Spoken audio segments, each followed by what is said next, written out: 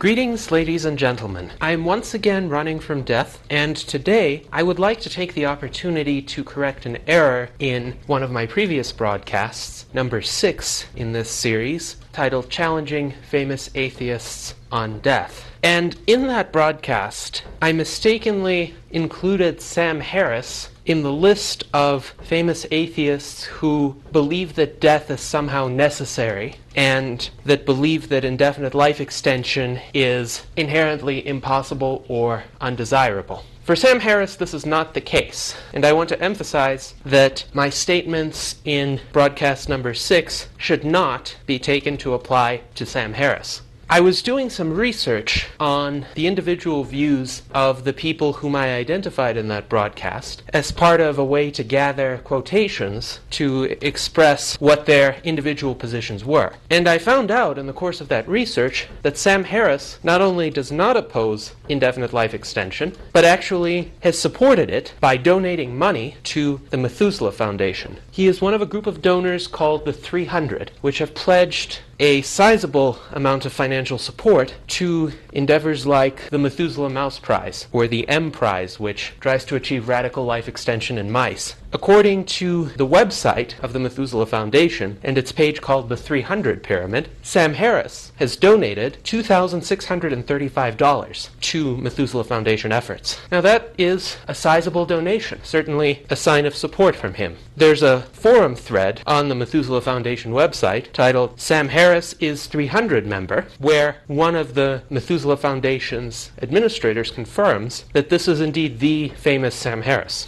Furthermore, the entry on Wikipedia for the SENS Foundation, which is another group favoring radical life extension and actually headed by Dr. Aubrey de Grey, states that Sam Harris, a prominent nonfiction writer and scientific skeptic, is a Methuselah Mouse Prize 300 member. So it is quite clear that Sam Harris has not in any manner criticized the idea that human beings might or should live longer than they currently do. Indeed, in his most recent book, The Moral Landscape, he has a very interesting passage that I would like to share with you. He writes, "Many readers might wonder, how can we base our values on something as difficult to define as well-being? It seems to me, however, that the concept of well-being is like the concept of physical health. It resists precise definition, and yet it is indispensable. In fact, the meanings of both terms seem likely to remain perpetually open to revision as we make progress in science. Today, a person can consider himself physically healthy if he is free of detectable disease, able to exercise, and destined to live into his 80s without suffering obvious decrepitude. But this standard may change. If the biogerontologist Aubrey de Grey is correct in viewing aging as an engineering problem that admits of a full solution, being able to walk a mile on your 100th birthday will not always constitute health. There may come a time when not being able to run a marathon at age 500 will be considered a profound disability. Such a radical transformation of our view of human health would not suggest that current notions of health and sickness are arbitrary, merely subjective, or culturally construed. Indeed,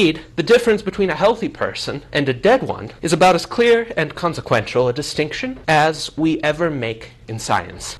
So these are some very life-affirming thoughts, I think. And he makes these points in the context of endeavoring to establish an objective basis for morality, which is an endeavor that I entirely support, and which in fact I find to be one of the most commendable elements in Sam Harris's work, because that part of his work takes him beyond merely opposing errors in religious thinking, and rather proposing an affirmative approach to life that captures what is best in the idea of an objective morality, while freeing it from the baggage that religions have unfortunately endowed it with over the past several millennia. So his point here is that currently, given the state of the world that we have a certain concept of health and sickness. And this concept is very valid and objective given what our physical possibilities are right now and given what our biology is right now. But Sam Harris recognizes that this is not the end of the discussion. And as human technology improves, as human beings manage to find ways to cure currently intractable diseases, to delay or defeat senescence, because what is considered very healthy now may become mediocre or even a sign of some deficiency in that glorious future. So if a person only lives to be 100 years old in that future, when the average life expectancy is 500 or 1,000, then that person, while he would have been healthy in today's society, would be considered very much unhealthy in the future society. I could not agree more with what Sam Harris is saying here. Now, I would like to take a moment and explore the question of how this error came about. Because, in fact, I had read The Moral Landscape, and in particular, that passage of it, before I made Running from Death No. 6. My opinion of The Moral Landscape when I read it was somewhat split between admiration for many of the ideas that Sam Harris presented, of course, some of his criticisms of both religious thinking and cultural relativism, his endeavor to establish an objective morality, and passages like this one, which did stand out to me at the time I read his book.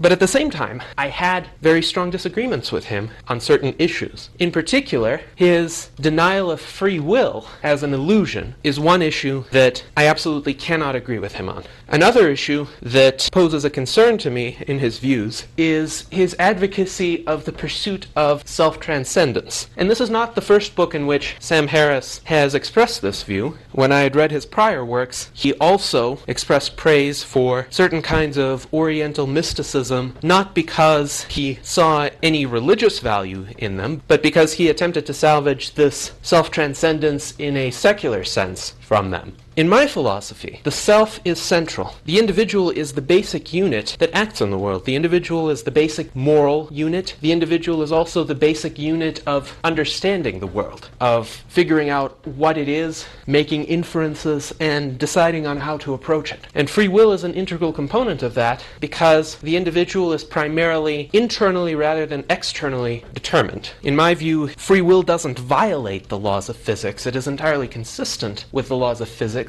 to have this emergent property called free will, just as it's entirely consistent with the laws of physics to have an emergent process called life, or consciousness, that is, self-awareness. Clearly, these are not illusions. However, in my disagreement with Sam Harris on these ideas, I may have rendered myself open to the impression that he held certain other views that I disagreed with. It was a vulnerability on my part that was not warranted by logic. So when in a later conversation, it was suggested to me that Sam Harris also expressed skepticism toward indefinite life extension, I accepted that statement without questioning it. And I went on to make Running from Death No. 6, even though I should have looked into this matter and tried to find quotations from Harris first. In any case, I think it is excellent that the movement for indefinite life extension has an ally like Sam Harris on its side. And I believe that although Sam Harris's views and mine do not agree in every respect, his contribution to human civilization is highly positive. And if he can get his views to be accepted to a greater extent, this can have beneficial spillover effects into areas like research for indefinite life extension.